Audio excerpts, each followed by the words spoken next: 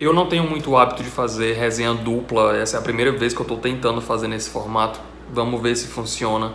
Mas eu queria trazer os dois porque foram dois livros que eu li durante o mês de janeiro, que eu considerei 5 estrelas de a nota máxima, gostei muito mesmo. Aliás, fora eles dois, teve mais outros dois livros que eu também considerei com nota máxima, mas eu vou deixar para falar deles no vídeo de resumo do mês de janeiro.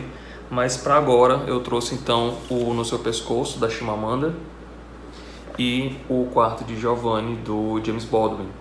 Vou começar então com o livro de contos, que é o da Chimamanda. Fazia um tempão que eu não pegava nada dela.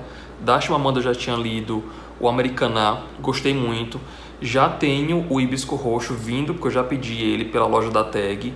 E espero que seja coisa boa também, porque até agora eu não li nada da Chimamanda que eu não tenha gostado. Eu li também aqueles dois fininhos, o Sejamos Todos Feministas e o Para Educar Crianças Feministas. Mas esse daqui, que eu também peguei para a loja da Tag, é um livro de contos. Eu, como eu falei em alguns vídeos atrás, eu já tenho tentado ler cada vez mais contos, tenho gostado muito desse gênero literário. E a Chimamanda, ela faz coisas incríveis aqui, como ela fez no Americaná, né? Aqui a gente tem acho que 10 contos, se não me engano, mas todos eles são muito carregados, são muito densos, muito contundentes, assim, a gente sente substância nos escritos da Chimamanda, né? Não é por ser um gênero e um texto menor, mais curto e mais rápido, que ela vai deixar eles com um teor, com uma carga menor. Não, ela não tem pena do leitor, ela coloca todo o potencial que ela tem, ela expõe as mazelas do país dela, as mazelas dos países dos outros também, que tem críticas ferrenhas aqui à América, aos Estados Unidos, aos imigrantes, né, a maneira como os imigrantes são tratados, tanto no país dos outros como no seu próprio país.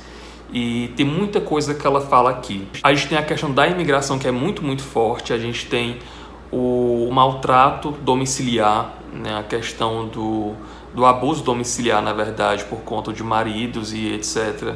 A violência doméstica, física e psicológica. A gente tem a questão do sistema penitenciário lá do país da Chimamanda, que é a Nigéria.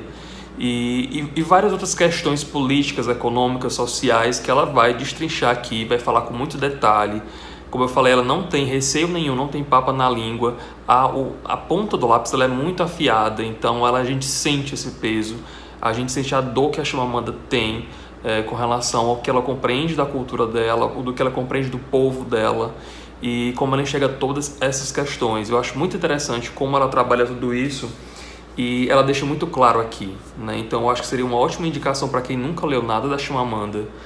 Antes de passar para os romances, que são até um pouco gordinho, né? São livros quase os calhamaços assim, eu acho que seria uma boa indicação.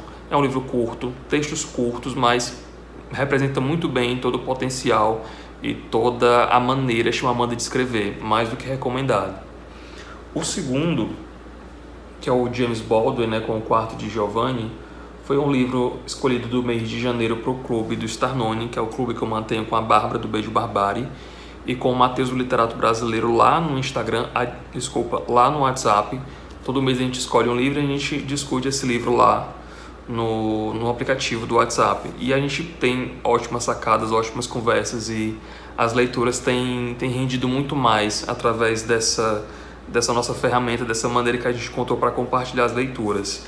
Esse livro também foi presente do Hugo, já agradeci muito a ele, ainda mais depois que eu terminei, gostei, agradeci mais ainda. E o que a gente vai encontrar aqui?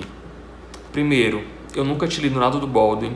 Assim que eu concluí esse daqui, eu de imediato já procurei outros livros dele, porque eu quero ler tudo que ele tiver de publicado aqui no Brasil. A escrita do Baldwin é muito elegante, ela é muito assertiva, e ele, assim como a Chimamanda, ele vai tratar de algumas questões sociais que está diretamente ligado com a própria cultura dele, né, com o fato dele ser negro, um autor negro.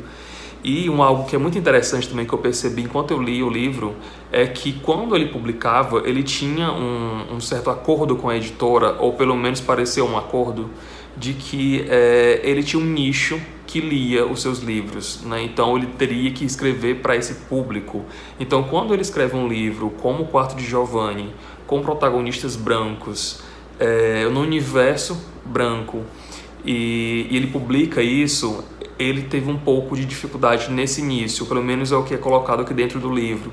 E eu acho que isso é importante ser dito na hora de você encarar uma leitura como essa, né? Então a gente tem uma história que é contada a partir de um cara que viveu também, assim como os personagens, fora dos Estados Unidos, fora do seu local, assim como a Chimamanda. Então agora eu estou vendo muitas similaridades entre um e outro, que eu não estava ainda fazendo essa correlação, mas que bom que estão conversando entre si. Mas enfim, por conta do título, a gente imagina que o Giovanni seja o protagonista, mas não é. Aqui a gente vai ter o David como o personagem principal, e ele é um cara que tem lá os seus 20 e poucos anos, quase 30 anos, mas ele teve uma criação meio atípica. Ele perdeu a mãe logo cedo, foi criado com o pai e com a tia, que viviam em pé de guerra, eles não se davam muito bem, e ele também não se dava bem com essas duas pessoas, né? Principalmente com o pai. Ele tinha uma similaridade muito forte, uma semelhança muito forte com o posicionamento do pai. Ele era uma pessoa que se parecia tanto fisicamente quanto em termos de pensamento, em termos de posicionamento. Eram pessoas muito semelhantes, muito parecidas, e ele tinha uma rispidez muito grande com a figura paterna. Ele não gostava de se parecer com esse pai.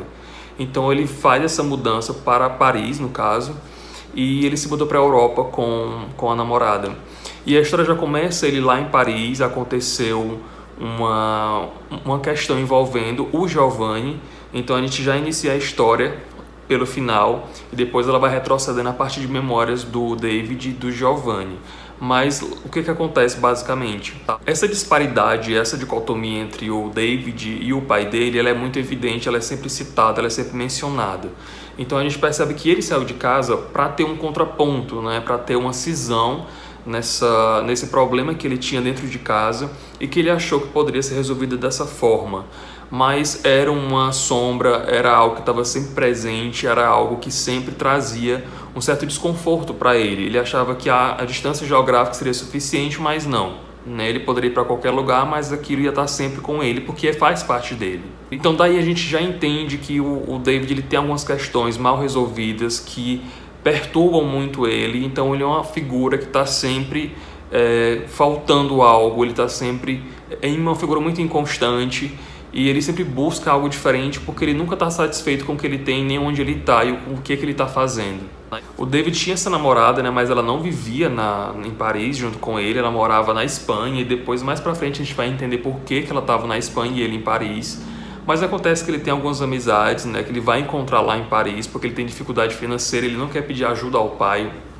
Então ele encontra esse cara que é bem mais velho do que ele, que também é americano e mora em Paris, e é um cara escrachadamente gay, daquele bem afeminado, bem espalhafatoso, algo que aparentemente incomoda o personagem do David. Então a gente começa já a entender como que ele se relaciona com essa questão da homossexualidade, e como ele vê também o fato desse amigo dele ser cheio de trejeitos, coisa que a princípio a gente percebe que ele não vê com bons olhos, e ele mesmo critica aquele tipo de comportamento.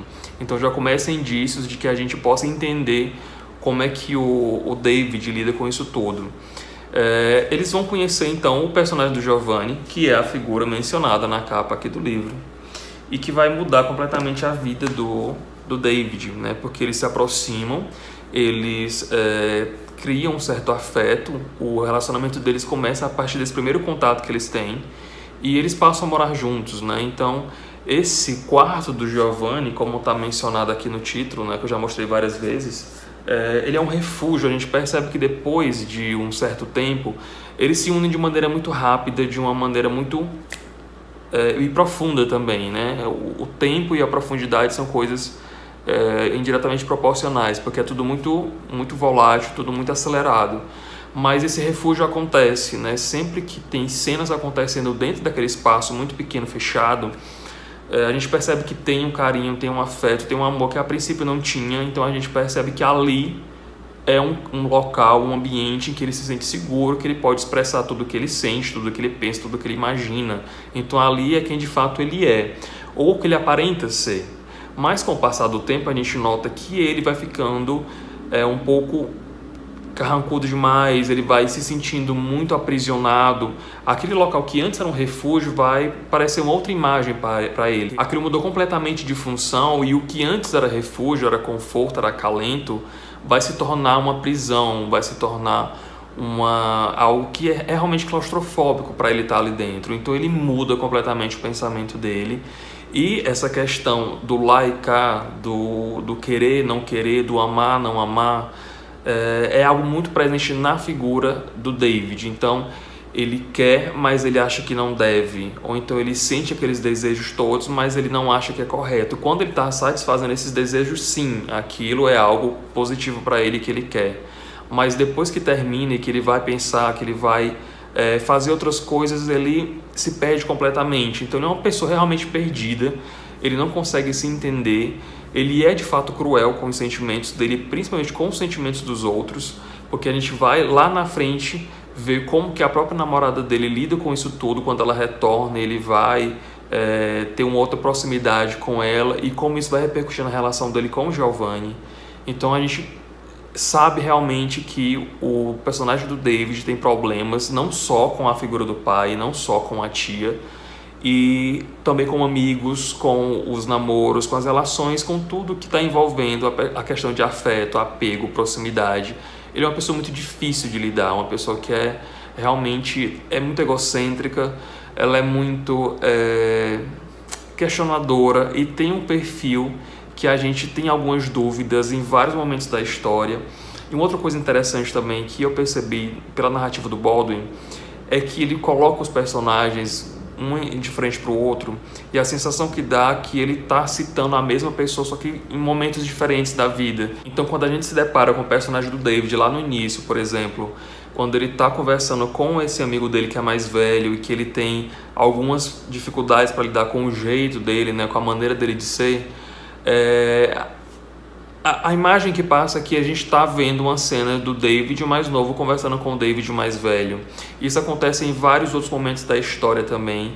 E eu acho que isso, não sei se foi proposital, mas foi uma percepção que eu tive. Eu achei muito forte, muito visível isso. Eu achei muito interessante também. Lá no início eu citei que o Baldwin era muito elegante na escrita dele. De fato ele é, né? A gente percebe que o texto dele é construído de uma maneira que é muito sofisticado, é muito bem elaborado, mas ao mesmo tempo é muito acessível.